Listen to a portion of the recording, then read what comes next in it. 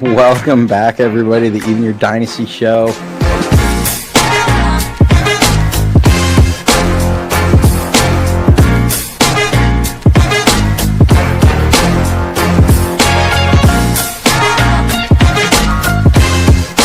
We just got breaking news in.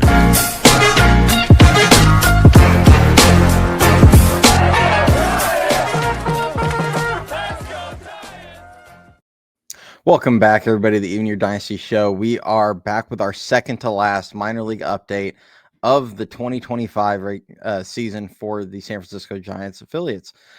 So this last week, as we are all aware, the regular season ended 2 weeks ago for Eugene and San Jose. Those two teams did play their first round playoff series.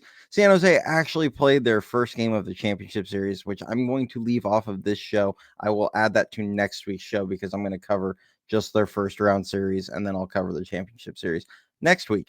And then Richmond played their final week for the regular season. They've wrapped it up. They're done for the year. And Sacramento has one more week. And as all of you are aware, most of you probably watched the game yesterday. Bryce Eldridge did debut for the San Francisco Giants. So he is included in this minor league update, but he's now up on the big league team. So I'll give my thoughts a little bit on the Bryce call up before we jump into the minor league update. Obviously, you guys saw Dan and Ricky. They were able to go live, or not live. They were able to record yesterday, put out a video. I was unavailable, so they took care of that. So I appreciate those fellas for doing that. But the big thing with Bryce, I mean, so it's exciting. Is it a little? I mean, is there an ounce of desperation to it? I mean, perhaps you could view it that way. I don't really view it as desperation. I think this is a calculated move as far as, and you could, like I said, you can look at this as a desperation thing, but the team knows of what they have with Dom Smith injured. Bryce Eldridge just point blank gives them the best chance to win. If you just look at what Wilmer Flores has done for 280 plate appearances or so, the last 280 he's had since his 3 home run game, he's got about a 79 WRC plus. He is 21% worse than league average. He does not bring speed. He does not bring defense to go with that. So he's bringing incredibly limited value. So the team knows, well, our best chance is pretty much to have Bryce come up in DH, and hopefully he runs into a couple. So, you can look at it as desperation. You could look at it as just simply giving the team the best chance to win down the stretch. Doesn't really matter how you want to look at it. The reality is he's up. It's awesome. It's exciting. We get to watch him, even no matter how any of us feel, whether or not he was ready or not, or any of those, or somewhere in between.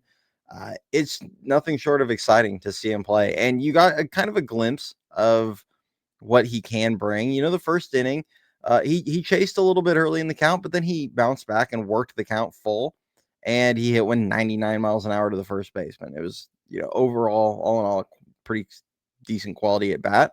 Second at bat, had to deal with some adversity. Umpire gave a really brutal strike call to start that count. And rather than getting to work from ahead in the count, he had to work from behind in the count right out the gate. Another reason to bring the challenge system, because that thing was low and outside. It was pretty terrible, but is what it is. It ends up striking out. Okay. He goes to his third at bat and he hits one almost 106 miles an hour out to left center. I think I saw it would have been a home run in 23 out of 30 parks. Arizona's one of the few that it wouldn't.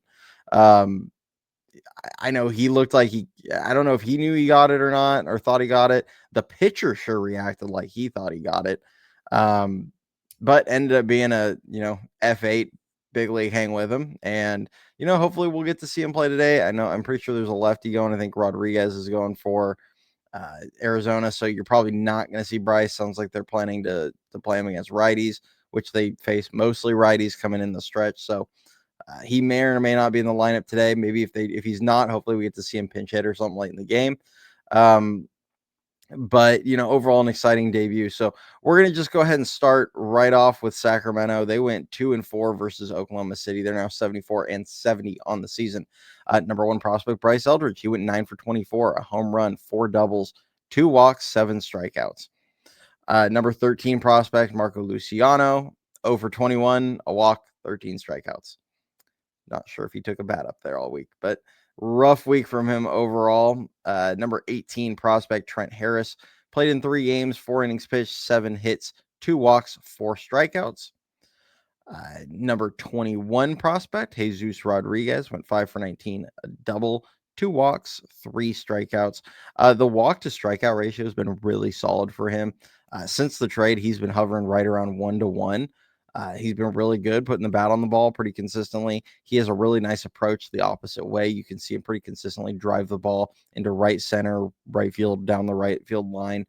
Uses the other way well. Would love to see him pull it just a little more frequently. That would probably help him tap into some more power, especially some more playable power for Oracle. But he's not, that's not going to be his calling card. It would just be something because he has the ability to drive the ball pretty hard. It would be nice to see him, take advantage of that a little more frequently than he does. Defense, a little bit of work in progress. I know I said it last week. I watched one of his starts and, overall it looked pretty solid. I know, but until I see it like consistently, it's hard to get a feel. So I'm kind of going off of scouts' takes on that, where they feel like his defense is a bit of a work in progress. I can definitely see it as a receiver, but you can also see a lot of nice things. Blocked a few balls pretty well in the dirt. He as a framer seemed to have a decent feel there. Reports already has like a 60 grade arm. I haven't gotten to see him show it off too much yet. But, there's a lot more to catching than just the framing, blocking, all that. It's how you handle the staff, how you read hitters, how you, set up the defense and in plays. There's a lot that goes into that that's really difficult to see just watching on tape, So we'll see. I do think he's got a decent chance at being, the backup next season with Patrick Bailey. Number 22 prospect, Mason Black, played in 3 games, 2 2/3 innings, 3 earned runs, 6 hits, a walk, 3 strikeouts. They have put him in the pen, it looks like, for the remainder of the season. Number 23 prospect, Trevor McDonald, went 6 innings, gave up 3 earned runs, 7 hits, 2 walks, 5 strikeouts, 90 pitches, 61 for strikes. After watching another game of Giants relievers walking a billion hitters, I'm so ready to see Trevor McDonald in the pen. Still don't understand why they haven't tried that yet. Hayden Birdsong, he went 4 innings, gave up 3 earned runs, 3 hits, 3 walks, struggled with his command of it. The positive, though, he struck out 10 hitters in those 4 innings. So that was exciting, but, the command got him a little bit, walked a bunch of guys, gave up a home run, and that was pretty much that kind of tanked his numbers for the day. Wade Meckler Wade Meckler went 4 for 22, a double, 6 walks, 6 strikeouts. Certainly the 6 walks is encouraging, still getting on base. He's got some speed, although you haven't seen him steal that many bags this year. Feels like he hasn't taken advantage of that as much as he could. Braxton Roxby played in 2 games, 3 innings pitched, 2 earned runs, 4 hits, a walk, 5 strikeouts. So the first outing he had was 4 strikeouts. Really threw the ball well. Struggled a bit in the second one, but all in all, I mean, he's a decent bullpen option. Doesn't walk a ton of guys. I do like that about him. Guy, I'm kind of shocked the Giants haven't tried to bring up yet, but he's hit a bit of a wall the last month and a half of the season. So could just be trying to protect him a little bit. Moving over to Double-A Richmond, they finished up their season going 4-2 versus Hartford. Finished 56-79 on the year. I mean, they were, I think, 30-something games under 500 at one point. They actually finished the year pretty decent, playing above 500 ball for the last couple months, which was nice to see because it was a really tough watch in Richmond for much of the year. So it was nice that the last couple months they gave us something to, kind of pay attention to there. Number 3 prospect, Bo Davidson, only played in 3 games. Must have aggravated something because he did not play the last 2 games of the series. Not sure what the injury might be, but, I'd assume hopefully he's going to be healthy going into next season. He went 1 for 9, hit a home run, 3 walks, 2 strikeouts. The home run was very impressive, though. Went down and dug one down that seemed almost below his knees. Hit it out to left center field, and that ball was and it was kind of raining and nasty weather. It was a pretty impressive shot that he hit. Diego Velasquez went 7 for 22. He's a number 10 prospect. Hit a double, 2 walks, 3 strikeouts, and a stolen base. Finished the year strong for him, which was nice to see. Number 11 prospect Joe Whitman went 7 innings pitched, no earned runs, 4 hits, a walk, 5 strikeouts, threw 83 pitches, 60 of them for strikes. Also, nice way to finish the year. He had a very roller coaster season. Looked very good early in the year, like the second and third months of the year, and then really struggled down the stretch. So nice to see him get a couple different, decent start or really good starts right at the very end. Number 30 prospect Jack Choate went 2 2/3 innings, no earned runs, 3 hits, 4 walks, 2 strikeouts. Scott Bandura went 2 for 16 with a double, 5 walks, 8 strikeouts, and 2 stolen bases. Drew Kavanaugh 1 for 11 with 5 strikeouts, a bit of a struggle there. Sabine Ceballos did not play, so he suffered an injury probably last week. I'm not sure. Miners doesn't report a lot of what the injuries are. I did not see anything specific that made it very obvious what the injury might have been. But he did not play this last week, which is unfortunate because he had finished the year very strong. Shane Rodemacher pitched in 2 games, went 3 2/3 innings, 7 earned runs, 5 hits, 3 walks, 2 strikeouts. And then Adrian Sagasti went 4 for 7 with a double. I did share one of his last caught stealing of the year. I believe he set a record, a Richmond Flying Squirrels record for most caught stealings from a catcher in one season. I'm not sure what the number was. Last I heard, it was around 34 or 35. Just an overall impressive season from him defensively. He is special defensively. Unfortunately, does not hit a ton. Hopefully, that's something they can keep developing and he can work on because he's another guy that could be a very solid backup. And with his glove, if he can turn into a decent hitter, he might even have upside as a starter somewhere. That said, he's shown so little with the bat that I kind of just view him as a future backup. And then Tristan Vreeling finished the year strong as well. The righty went 5 innings, no earned runs, 5 hits, 0 walks, and 8 strikeouts through 76 pitches, 50 of them for strikes. A lot of them were caught or were strikeouts looking, was just absolutely painting corners, especially with his fastball. Really encouraging final start for the year for him. And then moving over to Eugene. So we're going to do this a little different. I'm not going to run through every player's numbers like we do with the other affiliates because, it wasn't a full slate of games. And I just more want to highlight what they did in their playoffs and, overall just how the series went. Unfortunately, Eugene did lose to Everett. They lost their championship series. I was there for games 3 and 4. They jumped on them early, but they didn't, then gave up quite a few runs to Everett and couldn't get the offense going in the back parts of the games. But a few just little highlights from this series. Game 1, they ended up losing 9-6 in 11 innings. The big highlight of the game was Parks Harbor hit a 2-run home run in the 8th to tie it at 4. They went down 5-4 in the 10th, tied the ghost runner in the 10th, or scored the ghost runner in the 10th. Then ended up the bullpen just walked a bunch of guys and kind of fell apart a little bit in the 11th, lost 9-6. Game 2, though, they won 4-2. A couple big things from that game. Josh Bostic went 6 innings pitched and no earned runs, 2 hits, a walk, 8 strikeouts. Really impressive game from him.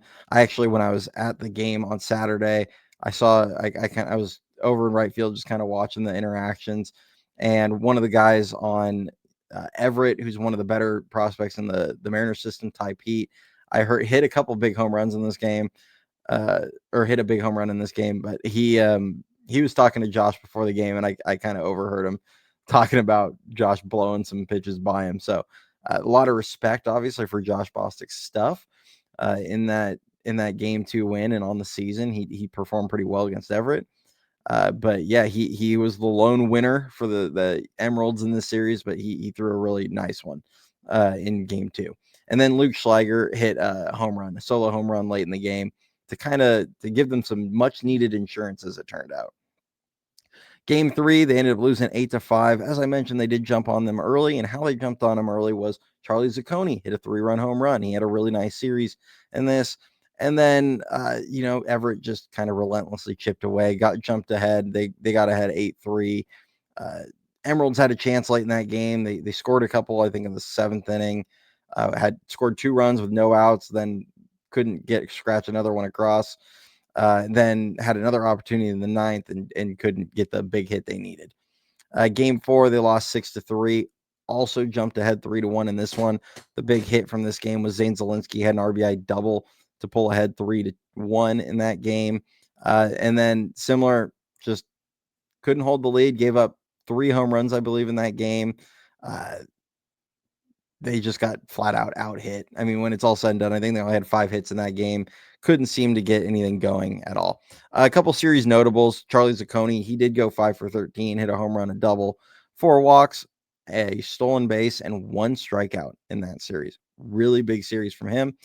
Parks Harbor obviously had that big home run in game 1 to tie it. Went 7 for 15, a home run, 2 walks, and 2 strikeouts. Zane Zielinski, 6 for 16, a triple, 2 doubles, a walk, 6 strikeouts. And then I wanted to give a shout out. Jordan Gottesman, the 6th round pick from 2025, this last draft year, made his professional debut in Saturday's game, went 2 innings pitched, no earned runs, a hit, a walk, and 1 strikeout. So just a quick little shout out for him. And then moving over to San Jose, they played Fresno. They won that series 2-0. It was only a best of 3. This championship series they're in now against Inland Empire is a best of 3 as well. They did win that game, the game 1 for that, but we will cover that series next week, like I said earlier. But against Fresno, game 1, they won 2-0. Big hit from the game came from Cam Maldonado, had a 2 RBI triple to take the 2-run lead. And then the pitching just did the work from there. Luis De La Torre, 5 innings pitched, no earned runs, 2 hits, no walks, 6 strikeouts. Got the win in that game. Punched out 6 hitters in 5 innings, and then which was, you would have felt like on a normal day, hey, that's the pitching performance of the day for the team. Except for in this game, Hunter Dryden got a 4-inning save, gave up no earned runs, 1 hit, 1 walk, and struck out 10 hitters in those 4 innings. He was completely unhittable. All in all in the game, those two combined for 16 punch outs, including striking out Ethan Holiday, who, because Fresno is Colorado system, striking out Ethan Holiday 4 times, gave him the sombrero. So great game there. Game 2, bit more of a back and forth, exciting game. They ended up winning 7-6 for the whole 2-game sweep of the Grizzlies. Jacob Bresnahan started that game. He went 4 innings, gave up 1 earned run, two runs overall, but only 1 earned. 4 hits, a walk, 5 strikeouts.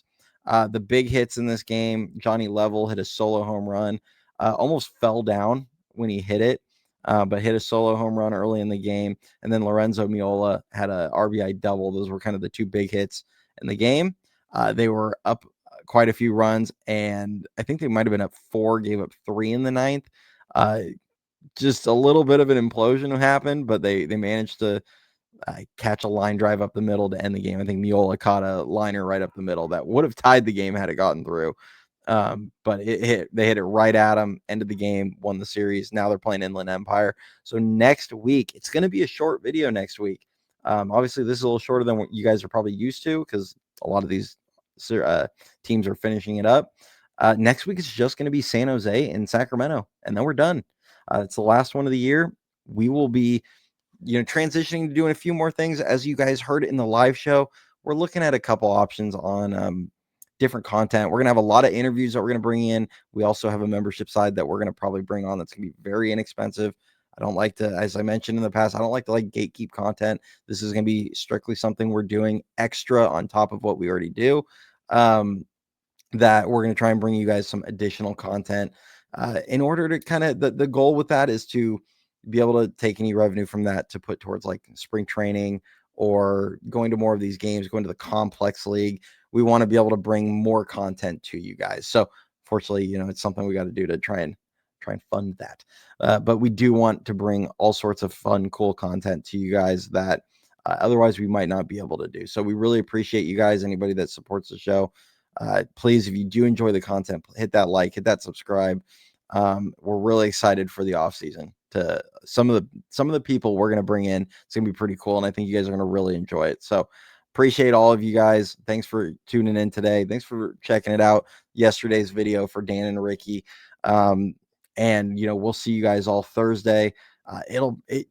It's going to be probably a late one. I think they're playing a night game against LA, so it might be going on a little bit during the game versus LA. So you guys might get some nice, fun in-game reactions for that. But other than that, go Giants, and we will see you all next time.